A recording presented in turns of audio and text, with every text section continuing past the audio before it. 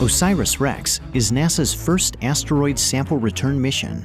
It launched in September 2016 on a journey to explore a near-Earth asteroid called Bennu.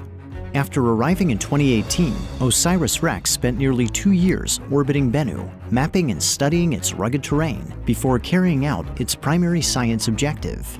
On October 20th, 2020, the spacecraft ventured to a small crater in the asteroid's northern hemisphere. It dodged jagged rocks and towering boulders and plunged its arm into the loose surface, excavating 6 tons of debris while collecting about 250 grams of material. OSIRIS-REx stowed its bounty and closed its sample return capsule.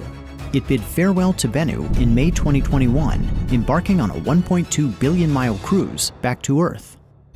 Now, 2 years and 4 months after leaving Bennu, OSIRIS-REx is closing in on the place where its journey began.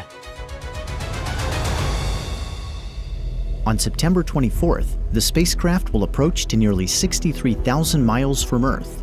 It will power up and release its sample return capsule at 4:42 a.m. Mountain Time. The capsule must be jettisoned within a narrow time frame and at just the right angle to hit its target, an area of roughly 250 square miles in Utah's West Desert. Once the capsule is away, OSIRIS-REx will fire its thrusters to avoid colliding with Earth. At 8:42 a.m., the capsule will streak into the atmosphere at a blistering 27,000 miles per hour. It will race across the western U.S. and begin to glow with heat, allowing infrared trackers on the ground to chart its progress. As it pushes deeper into the atmosphere, the capsule will rapidly decelerate, subjecting the Bennu samples to a punishing 32 Gs. About 2 minutes after entry, it will slow to Mach 1.4 and deploy its drogue parachute, stabilizing its descent.